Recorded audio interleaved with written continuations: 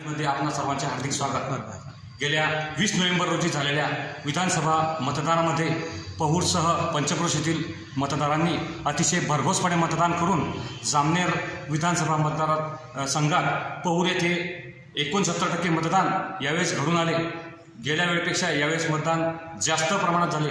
तसेच गेल्या वेळी जामनेर विधानसभा मतदान क्षेत्रात 68% मतदान झाले होते। यावेळी मात्र ते टक्केवारी वाढून ती 70% गेली। आता हे 2% वाढलेलं मतदान लाडक्या बहिणींचं आहे की कोणाचं आहे किंवा हे नवीन मतदारांचं आहे हे तर येणारा उद्याचा 23 तारीख सांगणार आहे। आणि खरी म्हणजे जामनेर तालुक्यात गेल्या 30 ते 35 वर्षापासून खोडपे सर हे भारतीय जनता पार्टीसोबत होते।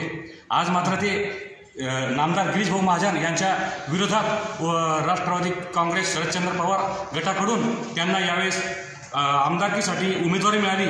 आणि खऱ्या अर्थानं एकूण 10 उमेदवारांनी या ठिकाणी आपले भाग्य आजमावले असले तरी प्रत्यक्षात मात्र महायुतीचे आदरणीय गिरीश भाऊ महाजन तर शरदचंद्र पवार गटाचे आदरणीय दिलीप खोडपे सर यांच्यातच खरी काट्याची लढत झाली।